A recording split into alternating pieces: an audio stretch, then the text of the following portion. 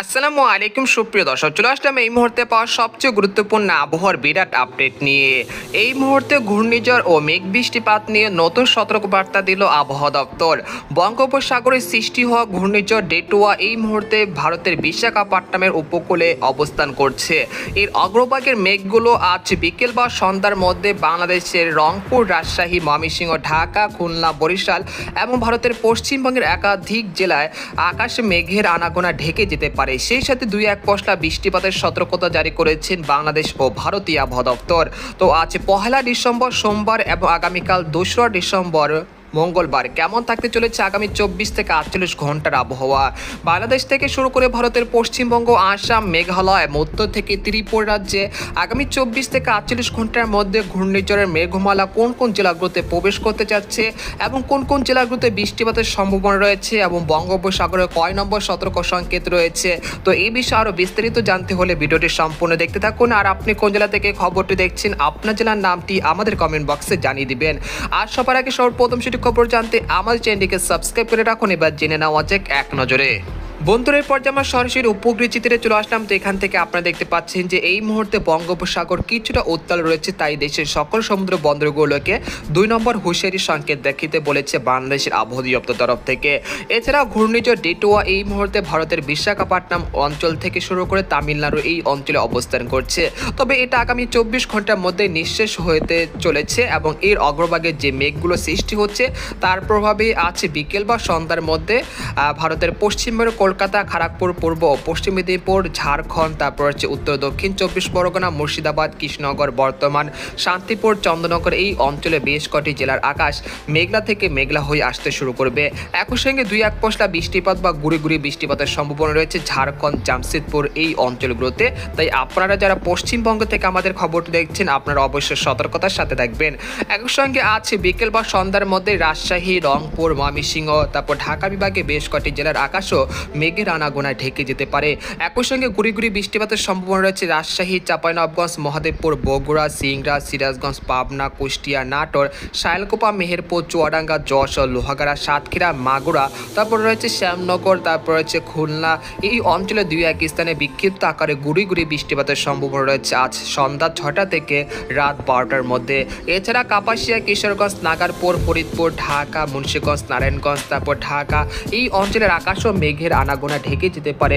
একই সঙ্গে গুড়ি গুড়ি বৃষ্টিপাতের সম্ভাবনা রয়েছে, অর্থাৎ 2-1 পশলা বৃষ্টিপাত হতে পারে, এর থেকে কোনো ভারী বৃষ্টিপাতের কোনো সম্ভাবনা নেই।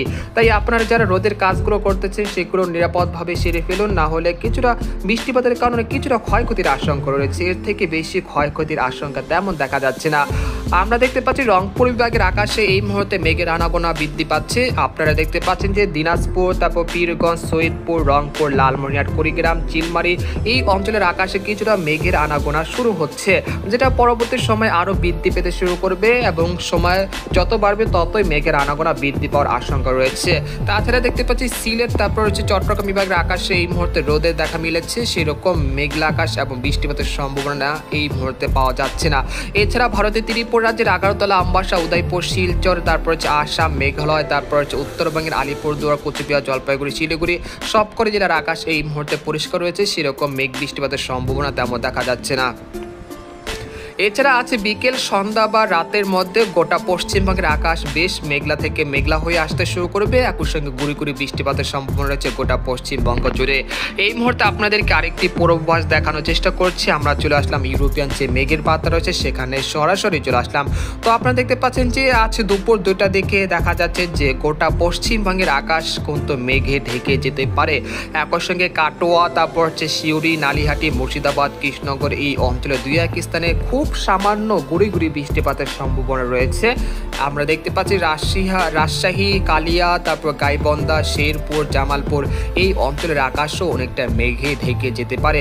তারপর বিকেল 5টা থেকে সন্ধ্যা 6টার মধ্যে দেখা যাচ্ছে যে ময়মনসিংহ, ঢাকা, তারপর রয়েছে যশোর, তারপর রাজশাহী এই অঞ্চলের আকাশও কিন্তু বেশ মেঘলা থেকে মেঘলা হয়ে আসতে শুরু করবে।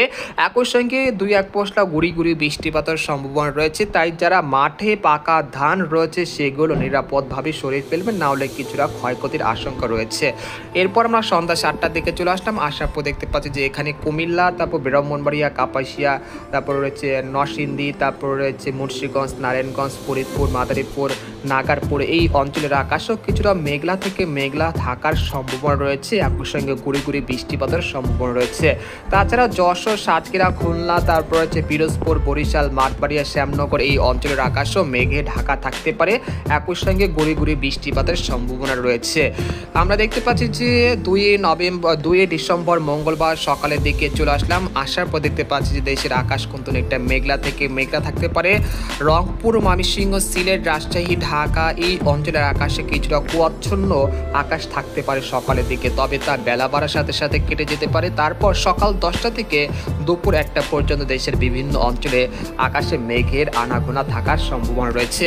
এই পরিস্থিতি আগামী 3রা ডিসেম্বর বুধবার থেকে উন্নতি হতে পারে, তবে সিলেট বিভাগের আকাশ অনেকটাই মেঘে ঢাকা থাকতে পারে, সেই সাথে কিন্তু মেঘলা বা কিছুটা কুয়াচ্ছন্ন আকাশ থাকতে পারে 23রা ডিসেম্বর বুধবারও। আপনারা দেখতে পাচ্ছেন যে জগন্নাথপুর, তারপর হচ্ছে সুনামগঞ্জ, তারপর হচ্ছে নেত্রকোনা, সিলেট, মৌলভীবাজার এই অঞ্চলের আকাশও মেঘে ঢাকা থাকার সম্ভাবনা রয়েছে। এরপর আমরা দেখতে পাচ্ছি 23রা ডিসেম্বর বুধবার বিকেল থেকে দেশের আকাশ কিন্তু অনেকটা পরিষ্কার হতে শুরু করবে। তারপর 4ঠা ডিসেম্বর বৃহস্পতিবার থেকে দেশের আকাশ অনেকটাই পরিষ্কার হতে শুরু করবে, একই সঙ্গে দেশের উত্তর পশ্চিম অঞ্চল থেকে শীতল হাওয়া বইতে শুরু করবে। তার ফলে দেখা যাচ্ছে যে 4ঠা ডিসেম্বর থেকে 6 ডিসেম্বরের মধ্যে রংপুর, রাজশাহী, ময়মনসিংহ, ঢাকা, খুলনা, বরিশাল গোটা পশ্চিমবঙ্গের একাধিক জেলায় তীব্র শীতের আমেজ কিন্তু বৃদ্ধি পাওয়ার আশঙ্কা রয়েছে। এরকম পরিস্থিতি আগামী 10ই ডিসেম্বর পর্যন্ত চলমান থাকার সম্ভাবনা রয়েছে। এই সময় কোথাও সেরকম মেঘলা আকাশ ও বৃষ্টিপাতের সম্ভাবনা তেমন দেখা যাচ্ছে না, তবে 9 ডিসেম্বরের দিকে দেশের আকাশে কিছুটা কুয়াচ্ছন্ন বা কুয়াশার দাপট কিছুটা বৃদ্ধি পাওয়ার আশঙ্কা রয়েছে। এছাড়া বঙ্গোপসাগর স্বাভাবিক থাকতে পারে, কোনো ঘূর্ণিঝড়, কোনো নিম্নচাপের কোনো আশঙ্কা তেমন দেখা যাচ্ছে না। বর্তমানে যে ঘূর্ণিঝড় ডেটুয়া যেটা রয়েছে সেটা আগামী 72 ঘন্টার মধ্যে বঙ্গোপসাগরে নিঃশেষ হয়ে যাবে। তারপর 4ঠা নভেম্বর থেকে বঙ্গোপসাগর পুরোপুরিভাবে স্বাভাবিক হয়ে আসতে পারে, তখন আপনারা মাছ ধরার ট্রলার নিয়ে গভীর সাগরে যেতে পারেন, কোনো সমস্যা নেই ইনশাল্লাহ। এই পর্যায়ে আপনাদেরকে তাপমাত্রা পরিস্থিতিটা কিছুটা ধারণা দেওয়ার চেষ্টা করছি। আমরা সরাসরি চলে আসলাম আছে দুপুরের দিকে, আসার পর দেখতে পাচ্ছি যে এখানে দিনের সর্বোচ্চ তাপমাত্রা থাকতে পারে চট্টগ্রাম বিভাগের অধিকাংশ জেলাতে সর্বোচ্চ তাপমাত্রা থাকার সম্ভাবনা রয়েছে। সীতাকোণ, তারপর রাঙ্গামাটি, বিলাইছড়ি, কক্সবাজার, কুতুবদিয়া, মহেশখালী, টেকনাফ এই অঞ্চলগুলোতে প্রায় 27 থেকে 30 ডিগ্রি সেলসিয়াসের কাছাকাছি সর্বোচ্চ তাপমাত্রা থাকার সম্ভাবনা রয়েছে। তাছাড়া ঢাকা, খুলনা, বরিশাল এই অঞ্চলগুলোতে তাপমাত্রা সর্বোচ্চ থাকতে পারে 26 থেকে 27 ডিগ্রি সেলসিয়াসের কাছাকাছি।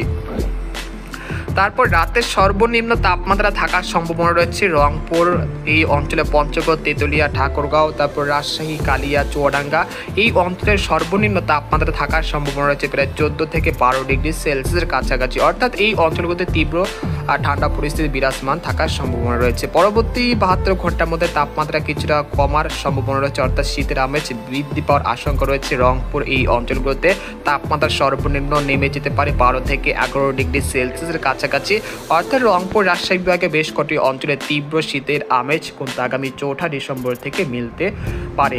তো এই ছিল আজকের খবর। আজকের খবর এখানে শেষ করলাম। সবাই ভালো থাকুন, সুস্থ থাকুন, আল্লাহ হাফেজ।